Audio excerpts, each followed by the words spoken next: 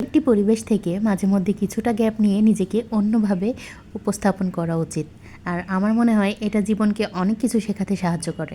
বেশ অনেকটা দিনের গ্যাপের পর আজ আমি আবার আপনাদের সাথে হাজির হয়েছি আমার নতুন একটি রেসিপির মাধ্যমে আপনাদের সাথে সৌহার্দ্য বিনিময় করতে। হ্যালো ভিউয়ার্স, আসসালামু আলাইকুম। কেমন আছেন সবাই? মিতাস ডায়েরির নতুন আরও একটি ব্লগে আপনাদের সবাইকে স্বাগত জানাই। আমি মিতা আছি আপনাদের সাথে। রেসিপি নিয়ে আমি আজ কিছুই বলতে আসিনি, আমি জাস্ট এসেছি আজকে আপনাদের সাথে অনেক দিন পর নিজের মনের কথা শেয়ার করতে। আশা করছি কাছে দূরে যে যেখান থেকে আমার ভিডিওটি দেখছেন আল্লাহ পাক সবাইকে সুস্থ রেখেছেন। আমিও আলহামদুলিল্লাহ আল্লাহ তাআলার অশেষ রহমতে অনেক ভালো আছি।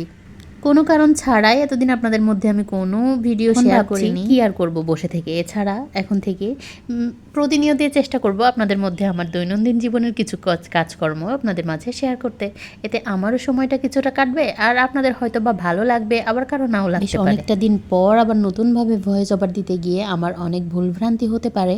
তো যতটাই আমার ভুলভ্রান্তি হোক না কেন, আশা করছি আপনারা সবাই ক্ষমা সুন্দর দৃষ্টিতে দেখবেন। এই ছিল আমার আজকের ছোট্ট একটি ভিডিও। আশা করছি আমার ভিডিও সবার ভালো লেগেছে। আর সবার যদি ভালো লেগে থাকে অবশ্যই একটা লাইক, কমেন্ট বা শেয়ার করে আমার আইডির পাশে থাকবেন।